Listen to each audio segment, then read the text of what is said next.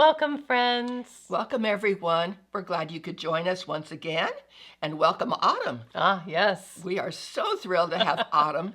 We're summer weary by the end of the days of summer. Yes. We're ready for a change. I think that's mainly it, was ready for a change. So ready for change. And the autumn equinox was last week, Yes. and that's the transition right there. And it was so funny because I found myself, I was baking banana muffins on the autumn equinox. I'm like, I haven't baked for a long time, and I realized, oh, it's the autumn equinox. It's just like Yes. that trend. It's just boom right then. It's like suddenly I feel like baking and more hot tea, and it's the sights, sounds, and smells of autumn. it Or is. any season. When we change the seasons, we think of all of those different things, the sights, sounds, and smells, the senses. You know, Yes. that's part of it. It is. It's just such a.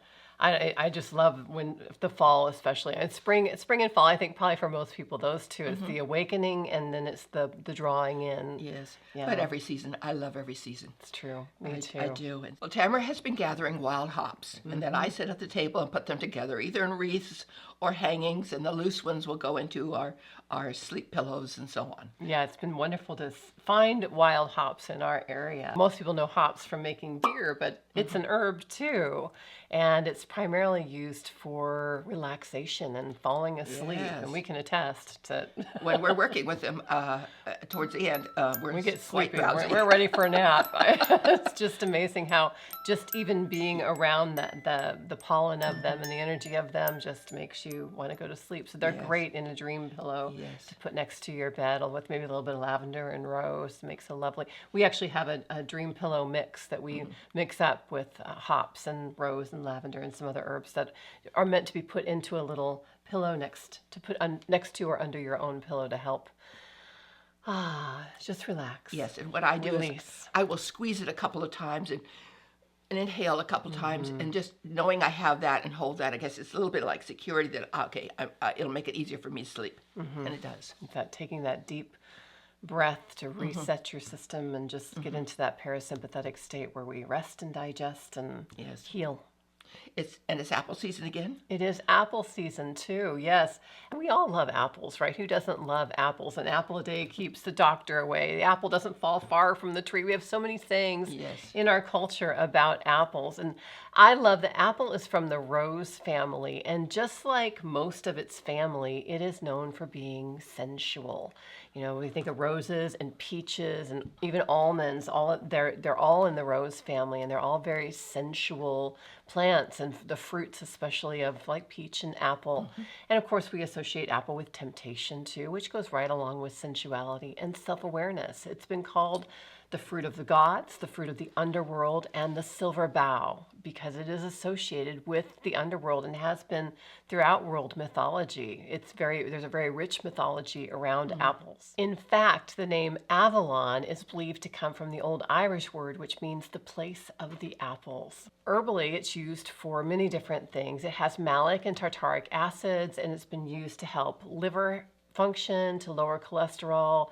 It's been helpful for gallstones for many people, and to neutralize waste products in the body. And actually, did you know a tea was made from the inner portion of the apple tree bark as an old-fashioned remedy for diarrhea and constipation, and help with fever also.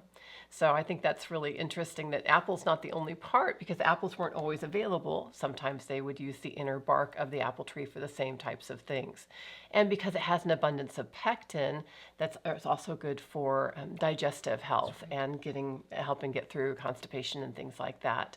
Apples are astringent and nourishing. They have some vitamins in them, and cooling and sweet and a little bit drying as well. Good for the digestive system. So we just, they're just a pleasure.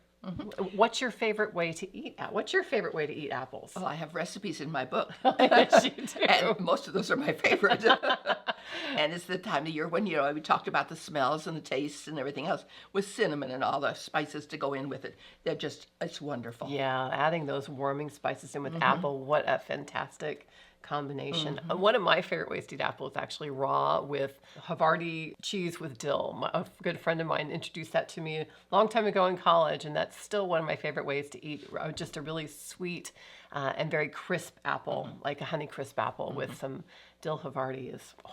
really good. And if you don't have apples of your own in your own orchard or garden, whatever, go to the farmer's market right now. Yeah. And of course, there are orchards around us also that we can visit them and collect some from. And so it's a great thing to do. Yeah, organic is best, or if they just didn't spray once the fruit set on is okay too. That's what we kind of look for in local apples. If a lot of them spray like when they have flowers on, and then they don't spray when the fruit comes on. So they can't call themselves organic, but at least the fruit is not getting that pesticide on it, which is important. And I suppose we might mention also that don't use the skin, because of the fact that they use a spray now on them called a peel. Yeah, if it's from the grocery store. From the grocery store, because that is to prolong their life. That's just not even healthy. I know they're even using it for the organic apples now, and we're really upset about that very frustrating situation. But that's what they're doing, and so as long as we're aware of it, and we will go into a little more talk on this at another segment, because it's something to be concerned about, I feel. Yeah, it's very unfortunate, because a lot of the nutrients from apple and most other fruits too are in the skin, and so it's unfortunate. Yes, it is.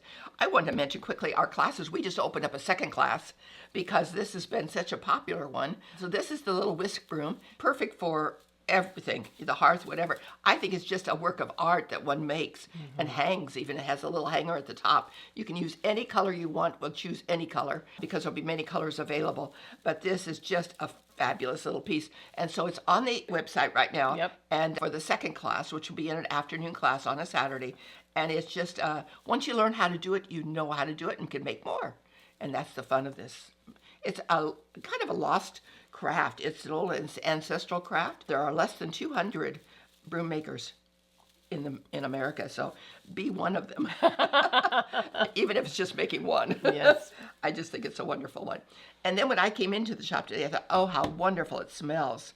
And I wondered what it was that I was really smelling. Of course, I'm into the smells of autumn right now. And that was the new autumn. The autumn leaves incense is one that we burn a lot in the shop, and it does smell wonderful, and it's the perfect time of year for it. Using the incense is a wonderful way to welcome guests in. It's a wonderful way to give yourself an uplift. Yes. It changes the mood. Yes. All of that. It's a good thing to have, and we do have them on stock. We just got a big shipment in. We do. It's our favorite. One of our favorite things during this season is to burn our herbs. It's traditionally across cultures, people burned herbs as an original air freshener, and it's still the most earth-friendly and healthy choice to make our homes smell really wonderful and to shift the energy. And most people don't realize this, but actually burning aromatic plants, not only is it the original air freshener, it also can help kill up to 98% of pathogenic airborne bacteria in our homes. And that lasts for several days, actually, when you just burn it once. So when we have people in the shop, especially during this time of year, and we have the cold and flu and COVID season, a lot of times in between people being in here, we'll just walk around with some incense or other herbs that we're burning to help cleanse the air. Yeah, cleanse the air. And you want to make sure whenever you're getting incense, a lot of incenses today are really just sawdust mixed with synthetic fragrance oils. And if you've been listening to us at all, you've heard us talk about how toxic synthetic fragrance is and how much we really avoid anything with any kind of fragrance, because fragrance is generally, it's always anymore synthetic. And when we burn that, of course, it's even more toxic, and not just for people, but for pets too. We have to think about our pets in the home also. So we want to get incenses which are only 100% botanical. And of course, that's all that we carry here in the shop, because that's all that we will use in our own homes as well.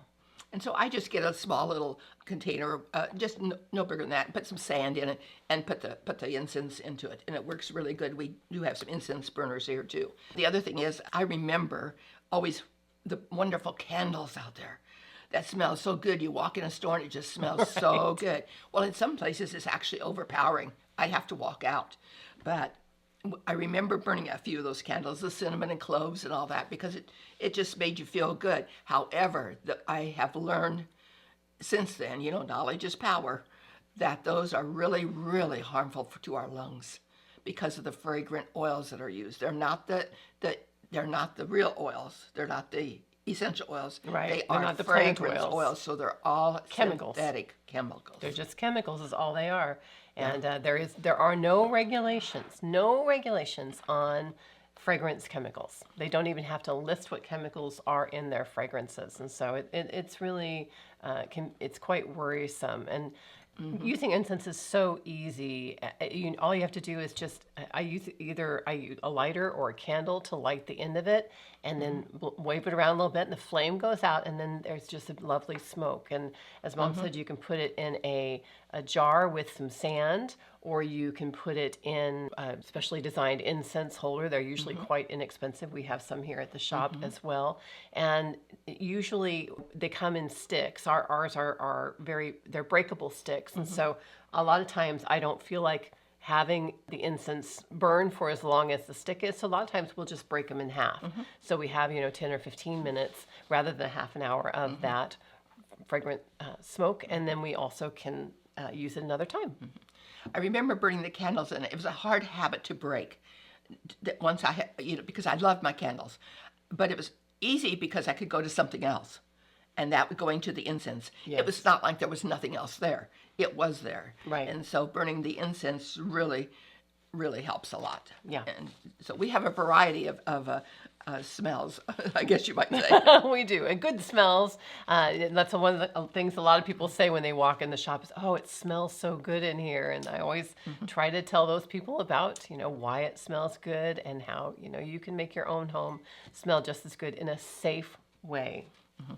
So anyway, our stitching group, our sewing circle, met this last week. And of course, we always have a lot of fun. One of the things we have gotten into is where in the very beginning, we go around and we ask a question. So whoever is the facilitator for the month and the hostess, they developed a question. And that's how we get to know everybody just a little bit better and even on a little deeper scale. So the question this time was, if you had a need to write a book about yourself, or someone asked you to write a book about your life, what would the title of that book be? Ooh, that's a good question, isn't it? Think on that just a minute. What would the title of that book be? Well, we went around the room, and some of the titles were funny, some were very thought-provoking, and some kind of made a tear, But it was about your life, the story of your life. Everything we've done in our life previous has made us who we are today. And I think would reflect in possibly the story we would tell. So when it got around to me, I'll share what I said. I mean, this is off the top of my head, kind of, but we have 3 days to think about this because it goes out with our reminder notice. And so I said, sink or swim. And the little byline at the bottom would be, I chose to swim. So I asked Tamara that day as we were setting up the chairs in here, I asked her, what would my title of my book be? What do you think? Because I don't know that I'm sure about the sink or swim. And she said, Fierce Woman Rising. I kind of like that. I have had to go through a lot of stuff Yes, to you get to have. where I am today. And you are a fierce woman, and you do rise up. I do rise up. I choose to have that positive attitude, and I think that's part of most of the battle probably. Well, anyway, we had a really good get-together too. And I'd love to share with you one of my pages in my book because someone had asked me, are you going to share any more pages? Yes, I will share. I may even share into the next year. We're doing 52 pages, which is for the 52 weeks of the year. So every week there is a new sort of a prompt, and she shows us her guidelines of what she is making, and we can do anything we want to be. The whole little thing is you be you. You do what you think you should do it for the page in your book, how it speaks to you, and I love that part of it. Well, this week happened to be on the Hexagon, and this is a hexagon, 6-sided, and I chose to put a little circle in the middle. My favorite vine is bittersweet, so I did put the bittersweet vine around it, embroidered it on, and then I just stitched it to the top of the page. And this says, embrace the angles and edges of life. And that's kind of how I felt about this when I was stitching it. But there is a reason also for doing a hexagon. Do you know how popular the hexagon shape really is? Well, it's found everywhere. The honeycomb, where the honey starts, is a hexagon. The eyes of a dragonfly is composed of 30,000 hexagons. snowflakes. There is a fruit that is hexy shaped. And the list goes on and on and on. I never realized when you look around how many hexagon shapes there are. So it was just a very interesting and thought-provoking thing to do, but it's part of nature. There was actually an article on this, and it's called Why Nature Loves the Hexagon and Why Without It You Would Be a Puddle of Goo. Ooh. That came out in 2017 in the Country Life magazine, and we'll share a link to that I'll try and find that below. link. But that is, we now lovingly call our hexagons that we do a hexie. It's a hexie. So we do hexies, and hexies are found even in the quilts, like Grandmother's Flower Garden is a hexagon. Mm-hmm. So it's full of hexies. It was just a very fun thing to do, and so if you ever want to stop by, and I'll probably have my book in the shop, you can see what the hexagon looks like in here. It's marvelous. That we did. But it was great fun to do. And so I think we'll close with a few words of wisdom once again. Each day is a gift. Unwrap it with gratitude. And with that, we'll plan to see you next week. Good earth blessings to you.